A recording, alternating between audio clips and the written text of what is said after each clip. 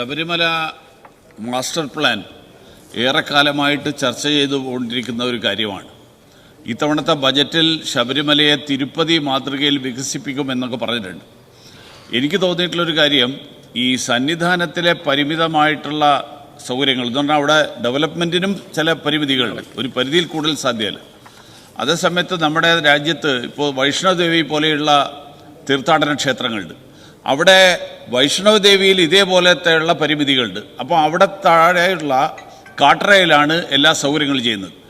ഈ മാതൃകയിൽ നമ്മുടെ നിലക്കലിലെ സൗകര്യങ്ങൾ വർദ്ധിപ്പിച്ചുകൊണ്ട് ഒരു ബേസ് സ്റ്റേഷൻ എന്നുള്ള നിലയിൽ നിലക്കൽ വികസിപ്പിച്ചു കഴിഞ്ഞാൽ ശബരിമലയിലെ തിരക്ക് നിയന്ത്രിക്കാനും സർക്കാരിനും ദേവസ്വം ബോർഡിനും സാധിക്കും. അത്തരത്തിലുള്ള ആലോചനകൾ മാസ്റ്റർ പ്ലാനിൻ്റെ ഭാഗമായിട്ട് എന്തെങ്കിലും ആലോചന നടക്കുന്നുണ്ടോ? Yes minister. സന്നിധാനം വരെയുള്ള സംവിധാനങ്ങൾ ഒരുക്കുക എന്നുള്ളതാണ് ഇതുകൊണ്ട് ഉദ്ദേശിച്ചത്. പക്ഷേ ബഹുമാനപ്പെട്ട അംഗം മനസ്സിലാക്കേണ്ട ഒരു കാര്യം, ശബരിമലയുടെ കാര്യത്തിൽ എല്ലായ്പ്പോഴും ഹൈക്കോടതിയുടെ നിർദ്ദേശങ്ങൾ പലപ്പോഴും സർക്കാർ തീരുമാനങ്ങൾക്കും ദേവസ്വം ബോർഡ് തീരുമാനങ്ങൾക്കും എതിരായിട്ടാണ് പലപ്പോഴും വരുന്നത്. ഇപ്പോൾ ശബരിമലയിൽ എങ്ങനെ തൊഴുകണം എന്നുള്ള ഡയറക്ഷൻ പോലും ഹൈക്കോടതിയിൽ നിന്നാണ് വരുന്നത്. അത് ഒരു കോടതിയോട് ബഹുമാനമുള്ളതുകൊണ്ട് നമ്മൾ പ്രതികരിക്കുന്നില്ല എങ്കിലും ദേവസ്വം ബോർഡുകൾക്കോ സർക്കാരിനോ അല്ല ഇപ്പോൾ ശബരിമലയുടെ കാര്യത്തിൽ തീരുമാനം, എല്ലാം കോടതി മുഖാന്തരമാണ്. അതാണ് ഇപ്പോൾ ശബരിമലയുടെ ഒരു സ്ഥിതി എന്ന് പറയുന്നത്. എങ്കിലും ഭക്തജനങ്ങളുടെ അടിസ്ഥാന സൗകര്യങ്ങൾ വികസിപ്പിക്കാൻ ഈ മാസ്റ്റർ പ്ലാനിൽ നിലയ്ക്കൽ മുതൽക്കുള്ള സംവിധാനം ഞങ്ങളുണ്ടാക്കും. സർ, ഈ പ്രമേയത്തിൻ്റെ രണ്ടാമത്തെ പാരഗ്രാഫ് സുതാര്യത ഉറപ്പാക്കാൻ എന്ന പേരിൽ എന്ന് പറയുന്ന പാരഗ്രാഫിൽ ഞാൻ ഭേദഗതി മൂവ് ചെയ്യുന്നത് FCRA ഭേദഗതി 2026 സുതാര്യതയ്ക്കും വിദേശ സംഭാവനകൾ ഫലപ്രദമായി വിനിയോഗിക്കപ്പെടുന്നുവെന്ന് ഉറപ്പാക്കുന്നതിനും വിദേശ സംഭാവനകൾ സ്വീകരിക്കുന്നതിനുള്ള യോഗ്യതാ മാനദണ്ഡങ്ങൾ കൂടുതൽ വ്യക്തമാക്കുന്നതിനും ലക്ഷ്യമിടുന്നു. ഇതാണ് എൻ്റെ ഭേദഗതി.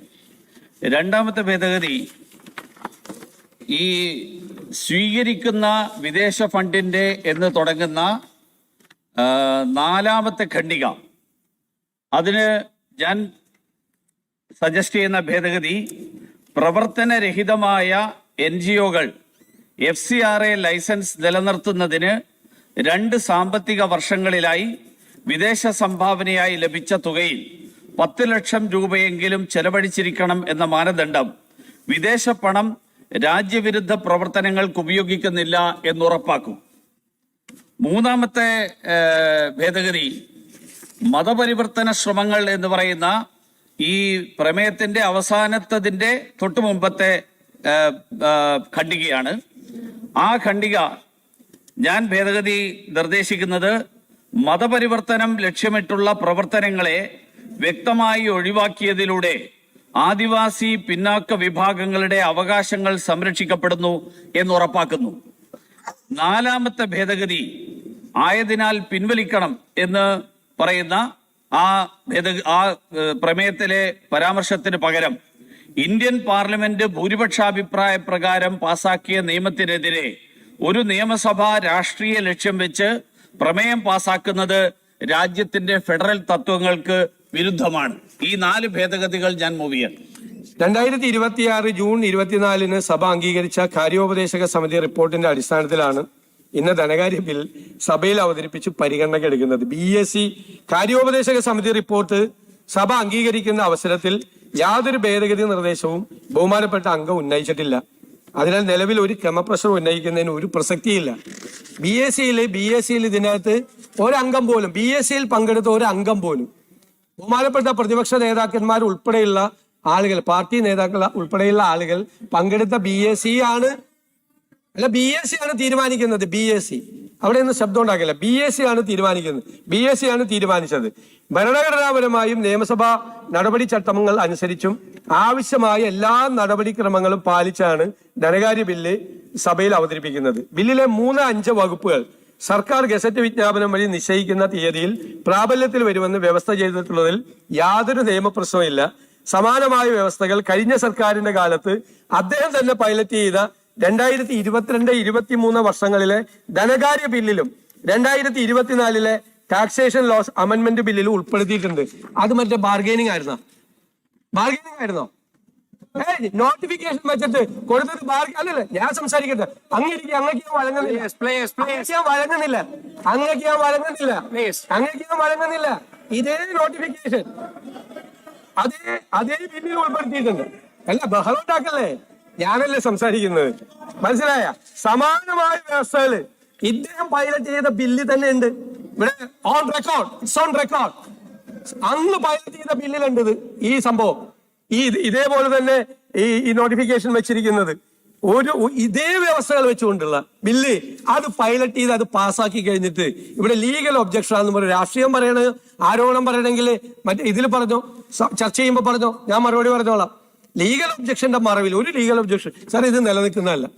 സഭയുടെ യഥാർത്ഥ കലണ്ടറോ കാര്യോപദേശക സമിതി അംഗീകരിച്ച സമയക്രമത്തിലോ ധനകാര്യ ബിൽ അവതരിപ്പിക്കുന്നതിനോ പാസാക്കുന്നതിനോ സമയം അനുവദിച്ചിരുന്നില്ല എന്നും തികച്ചും രാഷ്ട്രീയവും നിക്ഷിപ്തവുമായ താൽപര്യങ്ങളുടെ അടിസ്ഥാനത്തിൽ യാതൊരു മുന്നറിയിപ്പുമില്ലാതെ സഭാ നടപടികൾ പെട്ടെന്ന് പുനഃക്രമീകരിച്ചാണ് ധനകാര്യ ബിൽ ഇപ്പോൾ അജണ്ടയിൽ ഉൾപ്പെടുത്തിയിരിക്കുന്നതെന്നും സഭാ ചട്ടങ്ങൾക്കും കീഴ്വഴക്കങ്ങൾക്കും വിരുദ്ധമായ ഈ നടപടി നിർത്തിവെക്കണമെന്നുമാണ് ബഹുമാനപ്പെട്ട അംഗം ശ്രീ KN ബാലഗോപാൽ ക്രമപ്രശ്നത്തിലൂടെ ഉന്നയിച്ചിരിക്കുന്നത്.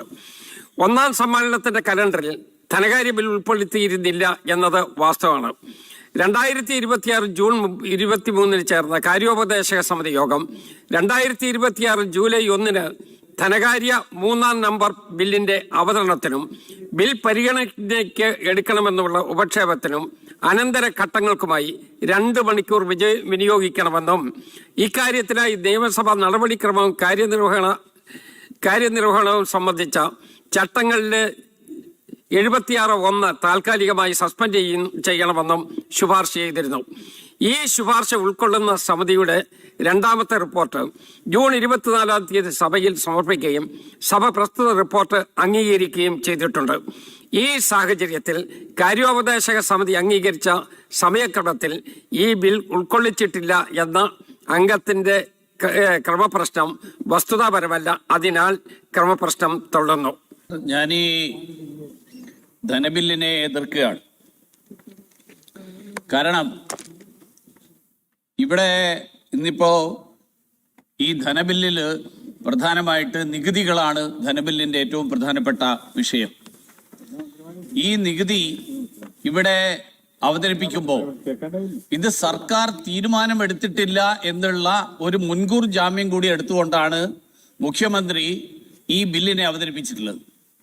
സാധാരണഗതിയിൽ ലെജിസ്ലേച്ചറാണ് ഏറ്റവും ആത്യന്തികമായിട്ട് ജനാധിപത്യത്തിൽ പരമാധികാരം. അത് തീരുമാനിക്കുന്ന നിയമനിർമ്മാണ സഭ തീരുമാനിക്കുന്ന കാര്യങ്ങൾ നടപ്പാക്കുകയാണ് എക്സിക്യൂട്ടീവിന്റെ ജോലി. പക്ഷെ ഇവിടെ വന്നിരിക്കുന്നത് എക്സിക്യൂട്ടീവ് നാളെ തീരുമാനിക്കും, ലെജിസ്ലേച്ചർ എടുക്കുന്ന തീരുമാനം ഏതൊക്കെ നടപ്പിലാക്കണ്ട എന്നുള്ളത്, ഏത് തീയതി മുതൽ നടപ്പിലാക്കണം എന്നുള്ളത് എക്സിക്യൂട്ടീവ് തീരുമാനിക്കും എന്നാണ് പറഞ്ഞിരിക്കുന്നത്. ഇത് തന്നെ ഒരു അഴിമതിക്കുള്ള തുടക്കമല്ലേ സർ?